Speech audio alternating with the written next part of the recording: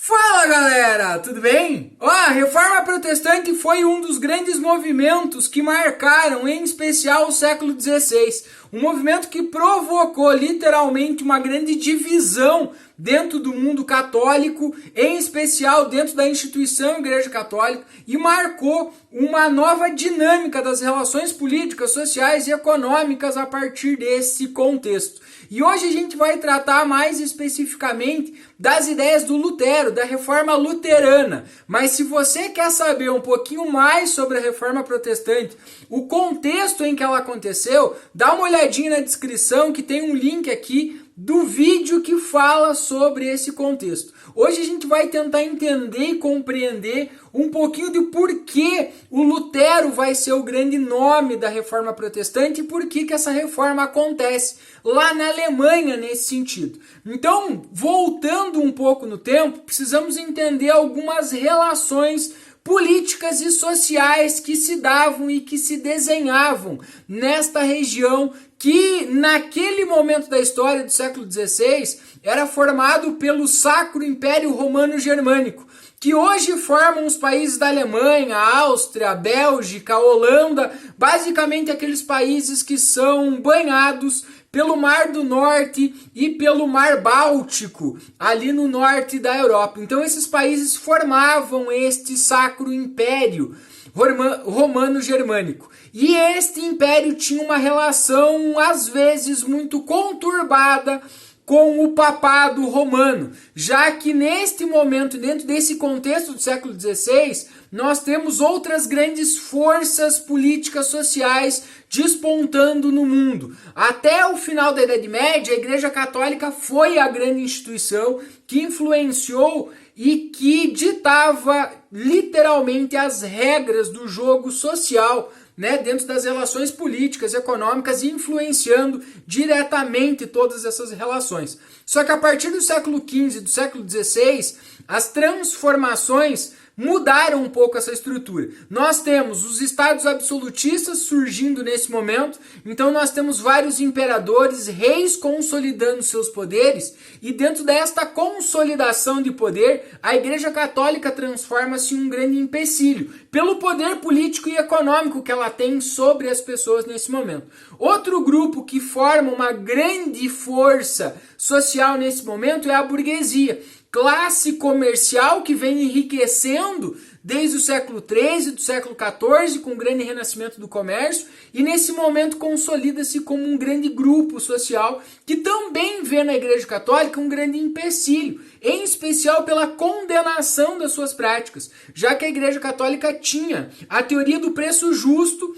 e colocava sobre as costas da burguesia a justificativa de que eles cometeriam pecado se cobrassem preços excessivos, tivessem lucros excessivos ou emprestassem dinheiro a juro, que era aquilo que era a essência das suas atividades comerciais. Então a Igreja Católica também formava um grupo descontente nesse sentido. Então estes elementos é importante a gente entender e aí conseguimos entender o porquê que a Reforma Luterana acontece lá em 1517, com a figura do Martinho Lutero, já que lembrando que em outros momentos, outros membros da igreja também questionaram essas práticas, mas ainda não tínhamos aquilo que talvez poderíamos chamar de um campo mais fértil para que ocorresse literalmente esta reforma. Então estes elementos é importante entender para entender como que a reforma protestante acontece lá em 1517 ou a partir de 1517 com essas pregações de Lutero. E é neste contexto que surge o Martinho Lutero,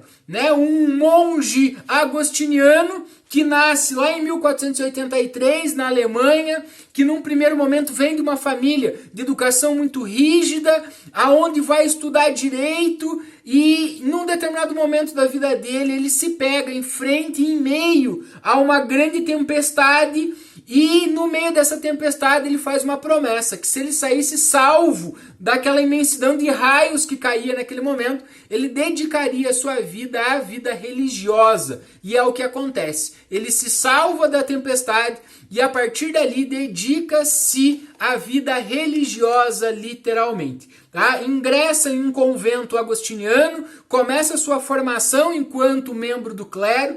Em 1512 completa os seus estudos, ele torna-se doutor em teologia, mais especificamente em estudos bíblicos. Então as pregações do Lutero não são meras suposições, vêm mesmo de grandes e frutos de grandes estudos feitos por esse sujeito, né, frente àquelas situações principalmente contraditórias, né, que vinham acontecendo nesse contexto. Então a vida religiosa do Lutero é marcada em especial por grandes decepções com a igreja, já que ele vai olhar, vai esperar algo e ele via, em especial, acontecia ou testemunhava coisas que iam ou ele acreditava ser contraditórias das pregações da igreja para aquilo que a igreja fazia de fato nesse sentido. Então, a partir dali, ele começa a nutrir e alimentar justamente estas decepções, né, com a igreja católica, do luxo da igreja, né, e por outro lado as pregações de humildade, né, mas o que mais o incomodava era principalmente a venda de indulgências, né. Dentro deste contexto, em 1517, a igreja incentivava de forma muito direta a venda e a comercialização do perdão dos pecados. Em especial, o Papa Leão X, né, em 1517, promete a todos os fiéis o perdão, né, desde que eles comprassem essas indulgências ou que eles contribuíssem financeiramente com a igreja. Né? E por que nesse momento há um incentivo tão grande a essa venda de indulgências? Porque nesse momento estava sendo terminada ou concluída a obra da construção da Capela de São Pedro, tá? Que é hoje no Vaticano. Então, nesse momento, a igreja precisava desses recursos, então intensifica estas vendas nesse momento. E a grande gota d'água com relação ao Lutero é quando este Papa manda a igreja de Wittenberg, na Alemanha, onde o Lutero trabalhava, né, e vivia, tá? Para que eles recolhessem essas indulgências e para que também comercializassem essas indulgências nesse contexto. E aí o Lutero, descontente com isso, na manhã em que estes membros, essas autoridades da igreja chegassem, ele prega suas 95 teses na porta da igreja, declarando e deixando claro o seu descontentamento com a igreja católica, né? Deixando muito claro para todas as pessoas dentro desse momento, né? Mas o que o Lutero, né, propõe nesse momento não é uma reforma, não é uma briga com a igreja. O que o Lutero propõe nesse momento é justamente uma reavaliação da atitude da igreja. É isto que o Lutero queria. Em momento nenhum a intenção dele era fazer uma grande reforma como virou a igreja, como virou a reforma protestante. A ideia dele era fazer o questionamento e a reavaliação sobre essas práticas da igreja católica, né? Então o que ele pretendia era isso, né? Que olhem para o que vocês estão fazendo, olhem para a contradição do que o que está escrito, do que é a fé a católica, do que está sendo praticado, né? O que está acontecendo na prática, literalmente, nesse sentido. Mas é justamente dentro desse contexto histórico, das grandes transformações políticas, do fortalecimento dos imperadores, dos reis absolutistas, né? Do fortalecimento da burguesia enquanto classe e desses entraves estruturais que a igreja colocava no caminho desses grupos, que esse descontentamento agora é potencializado e aí acaba transformando isso, né, num grande movimento, já que estes grupos descontentes aproveitam esta oportunidade justamente para radicalizar e motivar um movimento justamente de reforma, para pressionar por essas mudanças nesse princípio. Então é justamente essas necessidades, esse contexto, que faz esse questionamento chegar a pontos tão fortes nesse sentido. Então príncipes, nobres vão se utilizar e vão se aproveitar desse momento justamente justamente para questionar a igreja e para reafirmar a sua autoridade, enfraquecer a autoridade papal nesse momento. A burguesia demonstrava esse interesse em ascensão e que as suas práticas não fossem condenadas pela Igreja Católica, né? E por outro lado, você tem uma grande massa da população empobrecida e que não tinha recursos financeiros para literalmente pagar sobre o perdão dos seus erros cometidos, dos seus pecados. Então o Lutero transforma-se na grande possibilidade de salvação dessa galera, né? Do rei conseguir o seu poder e não ter esse problema com a igreja, da burguesia poder fazer suas práticas comerciais livremente e da população pobre ser livre para poder se salvar a partir daquilo que acredita da sua fé, que é basicamente aquilo que o Lutero defendia. Então os grandes princípios do luteranismo, né, defendido pelo Lutero, vai ganhar essa popularidade justamente não por só negar a igreja, mas por sustentar, em especial, a fé como grande fonte de salvação das pessoas e não o dinheiro que elas tinham para pagar sobre o perdão de seus pecados. A Bíblia deveria ser considerada a única grande fonte de conhecimento confiável da religião, porque até então, além da Bíblia, o padre, né, os membros do clero era a grande fonte. As pessoas não podiam ler a Bíblia, porque a Bíblia só poderia ser lida pelos membros do clero, então eles davam a interpretação. O Lutero era absurdamente contra isso, né? Defendia que as pessoas pudessem ler, se informar, interpretar, ter contato com a Bíblia, já que esta era a palavra de Deus diretamente nesse sentido, né? O Lutero defende, né, e é contrário a todos aqueles sacramentos, né, da igreja, e defende que somente 2 sacramentos teriam que ser válidos, o batismo e a Eucaristia. Os outros deveriam ser deixados de lado,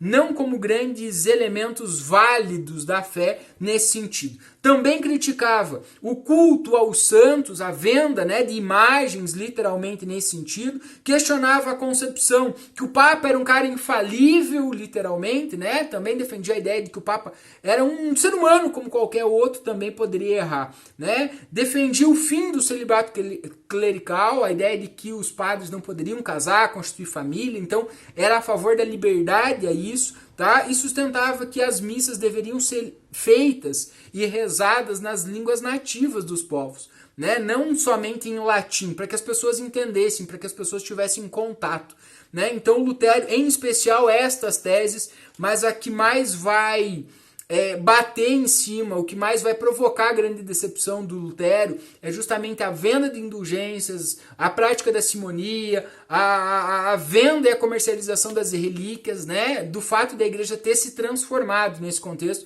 num grande balcão de negócios da fé e não procurado formar os sujeitos através da fé mesmo, na religião, na fé em Deus, literalmente. Então, a partir disso, né, e deste contexto onde este movimento, essas ideias radicalizam-se e ganham força, o Lutero passa a ser perseguido pela igreja, e é justamente esta nobreza e esta burguesia que defendem e contribuem, né, para que o Lutero pudesse se esconder literalmente. Então, a partir daí começa a se desenhar aquilo que vai ficar conhecido como Reforma Protestante. E todos aqueles que apoiaram a ideia do Lutero, protestaram contra a igreja, ficaram conhecidos a partir daí de como protestantes mesmo, porque protestamos sobre estas ideias que não concordamos, que não achamos justas, né? Então este movimento fica conhecido também como Reforma Protestante e vai provocar uma profunda e gigantesca divisão, né, dentro da Igreja Católica, e vai abrir um precedente para o surgimento de várias outras igrejas a partir deste contexto, né, deste momento. Inclusive a Igreja Luterana, que vai ser fundada pelo Lutero, né, onde vai ser conduzida pelo Lutero até a sua morte lá em 1546.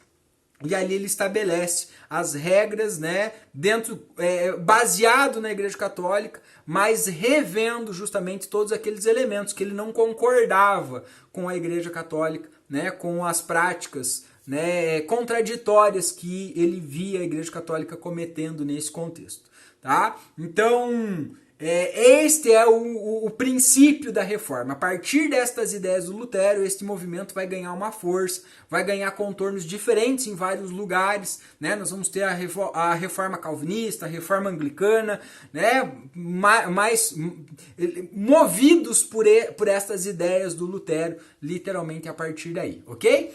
Gostou do vídeo? Deixa a sua curtida, segue o canal e vamos tentar entender um pouco melhor a nossa história.